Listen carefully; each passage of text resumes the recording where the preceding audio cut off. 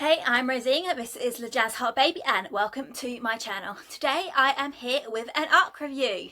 So obviously I've been reviewing books for a long while on Goodreads, on my own personal blog. I use sites like NetGalley, Readers First, things like that, and I've been part of blog tours and things like that. So I've had plenty of things going, but this is my first video review. And I'm super excited to finally be here and actually to be talking to you about something I've read and I've loved.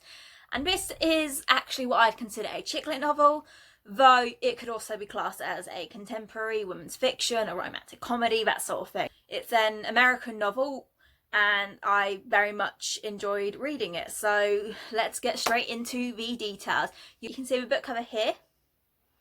And as you can see, this book is One to Watch by Kate Stayman London. It's being published by Two Roads, which are part of John Murray Press, and it will be UK on July 7th. One to Watch follows a plus-size fashion blogger and social media influencer called B. Schumacher. After a one-night engagement with the guy she had been in love with for years, Ray, she decides that maybe she should sort of not focus on love for a little while. She winds up trying to distract herself with other ways, including watching reality TV. Now, a rant one night on social media about how this dating show, The Main Squeeze, which is very much like their version of The Bachelor, is just not at all diverse. Everyone is the same sort of body type. They're all absolutely gorgeous and, you know, white and similar, and she's just not about that. However, her calling this out meant the series lost a lot of viewers, and then when the next season comes along, she is invited to be the main star. Now, obviously, at this point in time, she's not really looking for love. So she goes on the show with the idea that she will just use it to influence her career some more, help get some more contacts, and then hopefully she can improve her standing in the industry. However, what she doesn't expect that is out of these many handsome men, including guys named Asher, Luke, Wyatt and Sam, she finds out that maybe there might be love on the cards after all. This novel was incredibly funny, it was incredibly emotional, and I just really enjoyed it, and I actually gave it 4 stars. I put it through the core pile rating system, which, if you don't know, is created by G at Book Roast. I'll post a link to her video in my information. But on that, you measure things like character, logic, writing, plot, all that sort of thing. And then using those scores, you can create a more average score for what you think. So this was a 4 stars, but it was a high 4 stars.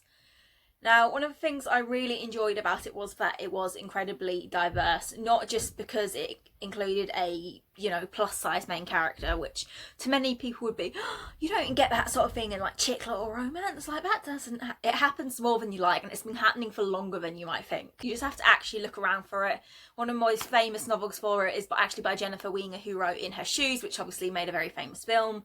Her novel Good in Bed was actually about a plus-size woman and, you know, her dealing with romance. She did lose weight in the novel, but the reason why she lost weight was not because she was trying to, it was because the tragic circumstances meant she wasn't eating. So there you go, don't just assume. So if you're looking for something a bit more modern, a bit more recent with plus size main character, this could be the book for you. Now, as I said, it could be considered a romance. Because she is on a dating show, romance is very much the main plot point. There are other things that pop up, you know, a lot of things to do with her self-worth, to do with her family, but a lot of it is centred on romance. So if you're not interested in a woman's view of dating, then this will not be the book for you. However, if you're picking up a book about a dating show and you don't want much romance, then I really don't know what you're doing, to be honest. It's what you expect. But aside from the plus-size main character, there is also a lot of diversity in other places. She creates some wonderful friendships. Her relationship with her family is interesting, including her stepfather. And it was all very, very sweet. She even winds up just generally making friends with one of the possible love interest from the show, and that actually goes to a slight storyline, not very detailed, but a little bit of a storyline into asexuality and aromanticism, because this guy, actually Ace or Arrow, it doesn't go straight into detail. At the end there's just a sort of little note saying, you know, he is helping people with those areas, so it's likely he does fit both from the descriptions of how he was trying to explain how he feels about romance and relationships and why he's never dated, but at the same time I don't want to say he's strictly Ace or Arrow or both, because it doesn't strictly say. So, but that was a really nice addition, and it just helped make it you know, a little bit more diverse. It didn't feel like forced diversity, like, oh, you know, one of the love interests has to be black, one of the love interests has to be Latino. I'm not actually sure there is a Latino one there, but like, you know, B said she wanted diversity, so the show creators did make sure, but most of these guys were all still strictly attractive. So at first it could have kind of seemed like she was just throwing in diversity for diversity's sake. But actually what Staying in London does was just create a beautifully diverse story, a story set in our world how it actually is, and not just, you know, strictly white pervy that you might expect to see in a cinema screen or something like that. I feel like I should have a lot more to say about this book. I feel like I should be able to go into a lot more detail, but honestly all I really can say is that I really did enjoy it. I don't read American chick lit usually often. I don't know if it's because I don't find it so often anymore, or when I do pick up what I think is going to be American chick lit, it winds up being a romance novel or whatever. For whatever reason, I just don't read as much of it anymore. So I think it really was nice just to get a story set in America, though there are also stories set in, though also part of the story is set in France. The main character B is a bit of a francophile, and there is a lot of that in there, but I think that possibly comes to do with fashion and all that as well. Okay, so last thing I'll just say is thank you to the publishers letting me read a copy of this through NetGalley. I really did enjoy it.